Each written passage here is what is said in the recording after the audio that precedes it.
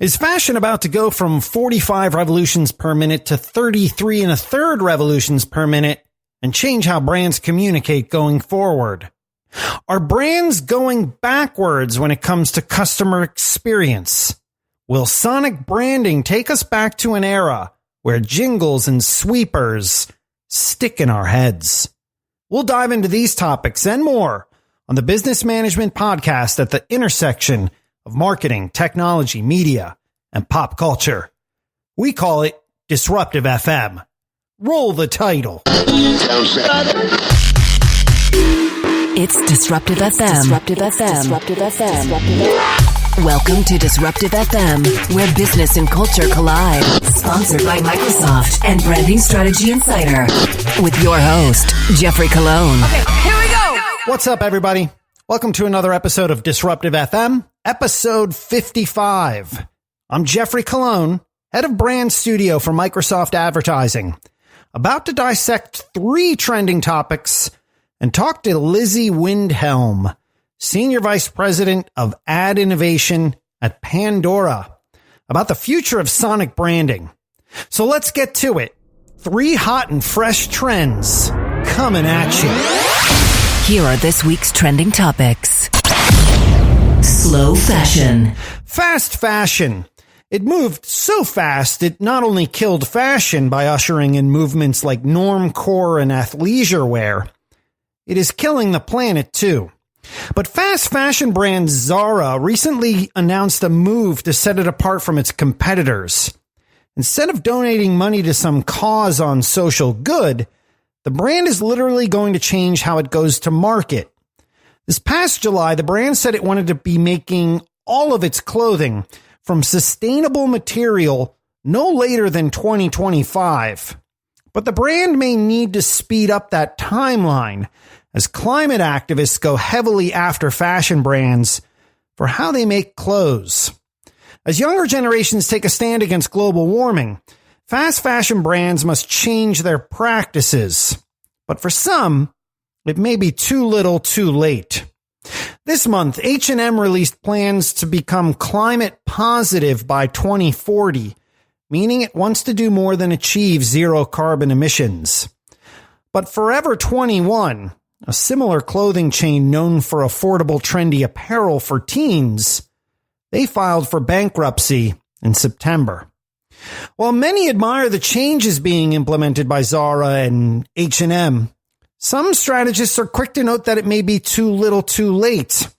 While brands like this can start by using less materials, cleaner supply chains, and more efficient distribution models, their main problem is overproduction. These fast fashion brands create a tonnage of cheap things that are disposable. So the lesson in all of this is that just like the phrase "speed kills" was prevalent in the early 1980s on t-shirts, how much longer do we wait for a model to don a t-shirt that reads "Fast Fashion Kills" on the catwalks of New York, Milan, or Paris? This is something we can't afford brands to go slow on. Trending topics on DFM. Customer regress. Customer experience. It's a phrase we hear way too much. And yet while most companies preach it, few barely practice it. Why? Because it's hard. It's hard because it requires companies to think like designers, something they're terrible at doing. It's also hard because too many companies don't really give a rat's ass about their customers. You see, caring about customers means more fixed costs. Business is in business to eliminate fixed cost, decrease the amount of fixed costs like employee overhead, operating expenses, and marketing costs.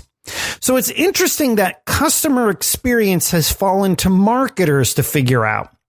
The same marketers who look to advertise more and more and spout a bunch of BS rather than invest in understanding customers. The same marketers who are so clueless about what it is that they do, that they've ceded all power out of the C-suite. The same marketers that shouldn't be touching anything with the name customer in it with a 10-foot pole. Customer experience is a buzzword in 2019, just like social good was for 2018 and AI was for 2017. The learning from all of this? Stop giving the really important work to the teams that spend too much time trying to get out of it by creating more buzzwords and acronyms. Until customer experience teams talk like customers and not like corporate robots, they will never bring any experience that customers desire anytime soon. Trending topics on DFM. What's that sound? Sonic branding is all the rage again. What's this one? If you're a New Yorker, that's PC Richard and Son. We sense things more with our ears than we've been given credit for. Our senses all work really well together with one another. So how come everyone thinks sonic branding is all new? Our next guest doesn't think so, and she's been in this space for a long time. Lizzie Windhelm, Senior Vice President of Ad Innovation at Pandora, works with brands so they understand how to become sonic explosions. She joined us recently via Skype to talk about this and more in the ever-expanding world of audio. Let's take a listen. I think if you're focused on the consumer, which is where I try to spend most of my time thinking, we've reached a point where audio entertainment, time spent consuming audio has surpassed video. So just I'm at the gym listening to Pandora. I'm in my car listening to SiriusXM. I'm listening to my podcast through my connected home speaker, right? All of that has grown so significantly that combined with the ability to reach critical mass and target across all devices allows for a marketer to be present in someone's life in a way they weren't before and in a way you can't do with display. So two things are important there, like sonic branding. Yes. Does your brand have a sound? When you are not seen, how are you heard? I mean, some of the most popular sonic brands, HBO, right? Like you hear the HBO sound and you like know Game of Thrones is coming next. You close your eyes and you're on your couch and it's happening, right? Intel, their sound. You didn't open a computer for a really long time without that sound and you knew what it meant. There was no Intel branding anywhere. You could hear that sound anywhere. Oh, the Windows. You're at Microsoft, the Windows sound. I mean, that's been with us forever. So to be impactful in these moments where display is not a companion or prevalent, which are growing more and more month over month, you have to treat sound as an important part of how your brand shows up, how you are impacting how a consumer thinks about you, where they identify you as a partner for them, how you enable experiences for them. And then you move on to audio ads, or you maybe do one before the other. But I try to get marketers to think about both, not just audio ads is what they always think I'm coming to try to talk to them about, but really just how do you show up when someone has their eyes closed or they're not looking at their phone?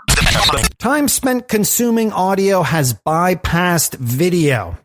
Lizzie Windhelm, Senior Vice President of Ad Innovation at Pandora. You're listening to Disruptive FM with Jeffrey Colon. Now, here comes the music.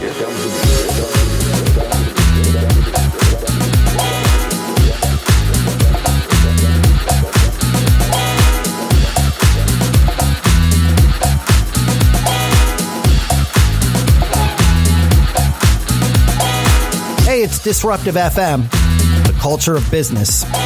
I'm Jeffrey Colon. Hope you're having a great week. We would love to connect with you. You can follow us on Twitter and Instagram at Disruptive FM. And you can connect with me personally on Twitter and Instagram at DJGEOFFE. Big shout out to our sponsor partners, Microsoft Advertising, Intelligent Connections. Create smarter customer journeys in the era of customer-centric marketing. Learn more at microsoftadvertising.ai.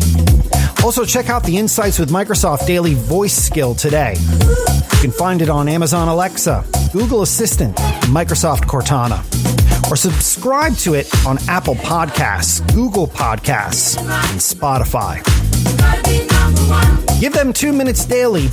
Insights with Microsoft will give you the must-need marketing insights. Marketing intelligence at the intersection of ad technology and consumer behavior. And Branding Strategy Insider. Branding Strategy Insider serves 50,000 plus senior level marketers, CMOs, and business decision makers daily, and is distributed by partners such as The Washington Post, Wall Street Journal, Google News, and Forbes. Branding Strategy Insider is the leading resource for thought leadership in brand strategy and brand management. Learn more at brandingstrategyinsider.com. And Iographer. Iographer creates accessories for your mobile devices to help you make better videos. Their specialty is the Iographer case, which I've been using for quite a long time. Their cases allow you to attach filmmaking accessories like microphones, tripods, and lenses, and help you to stabilize your video and look like a pro. And they won't bust your budget either. Learn more at iographer.com. In the background, music from Loleatta Hollaway with a track called Hit and Run. It's the Dr. Packer Reword EFM edit. Out now on New York City's South Soul Records. And now, Disruptive FM presents...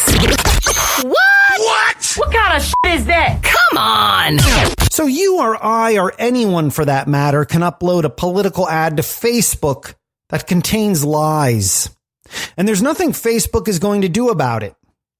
Last week, 2020 presidential candidate Elizabeth Warren did just that by uploading an ad saying Mark Zuckerberg endorses Donald Trump for president. And of course, Facebook responded by saying they aren't actually doing anything different than what broadcast television does. There's actually an FCC rule that says broadcast stations have to air political ads. They can't block them based on what they say. The difference is for cable networks, and people might have seen that CNN refused to air the Trump ad. It sets its own policies for what it airs. Facebook has that discretion, but they're saying they consider themselves to be like a broadcast network. And so they're not going to censor political ads. At the same time, they don't want to be regulated like a broadcast network, which is regulated by the Federal Communications Commission. You getting this? It seems like Facebook is framing this as a free speech issue. But how much of this is driven by ad revenue? And is Facebook possibly looking the other way because advertising is so lucrative? I mean, the company sold $55 billion worth of ads last year, and political ads are just a single-digit percentage of their total. But it's also clearly reluctant to drop political advertising altogether. So I think this is really about Facebook feeling it can't win if it starts policing political speech. Facebook's made very clear, though, it's not going to tell politicians what they can or can't say on the platform, and it's going to keep selling these ads. So I think there's clearly a continued risk that it'll be, once again, a place where misinformation is spreading, and they won't stop that even though they don't want to be regulated, just like broadcast TV is regulated, which it says it isn't, even though it's behaving as if it is. Oh, geez. And to this, with all of this confusion, we say... What? Come on! Okay, here are a few stories that are starting to create some buzz. We think you might want to pay closer attention. It's a segment we call On the Radar. Here's what's on our radar. Number 1. As younger couples become increasingly reluctant to say, I do, the once booming Las Vegas wedding business is in decline. The city's wedding tourism industry employs more than 10,000 people and generates $2.5 billion annually. Yet, annual revenues have slumped by more than $1 billion as marriage rates plummet among millennials. A shift in social values is driving the change, along with mounting student debt. Weddings are becoming unfeasible or unappealing, and sometimes both. Number 2. Danish brewer Carlsberg is developing the world's first paper beer bottle. Yeah, you heard that correct. The Copenhagen-based company has unveiled 2 prototypes made from sustainably sourced wood fibers, both of which are fully recyclable and feature an inner barrier to ensure they can carry beer. The company says it's joining forces with Coca-Cola, L'Oreal, and Absolut to develop the bottles. Part of its commitment to reach zero carbon emissions and reduce its full value chain carbon footprint by 30% by the year 2030. Number 3. SoftBank, already a 1/3 owner of WeWork, is planning a financing package that would allow it to take control of the company. The deal, predicated on founder Adam Neumann further limiting his involvement in the business, aims to allay WeWork's impending cash crunch. If new financing doesn't arrive before the end of November, the company will run out of money, just as we reported here on DFM on episode 54. All right, that's another wrap for us here at DFM, episode 55. Special thanks to our guest Lizzie Windhelm of Pandora. Next week, we're joined by Ray Page, Executive Vice President of We Communications, live from the Seattle Interactive Conference. There are a lot of podcasts out there, and we truly appreciate you taking the time to check us out. Please help us grow by rating, reviewing, and subscribing to the show. We're on all the major podcast services: Spotify, Apple Podcasts, Google, Spreaker, Stitcher, YouTube, iHeartRadio, SoundCloud, and Pandora. Once again, the socials: Twitter and Instagram at DisruptiveFM. And check out cool content from Microsoft Advertising at MicrosoftAdvertising.ai, BrandingStrategyInsider.com, and iographer.com. Until next time, from everyone here at DFM, I'm Jeffrey Colon. We'll catch you next week. You've been listening to Disruptive FM with Microsoft Communications designer Jeffrey Colon. All thoughts are his own.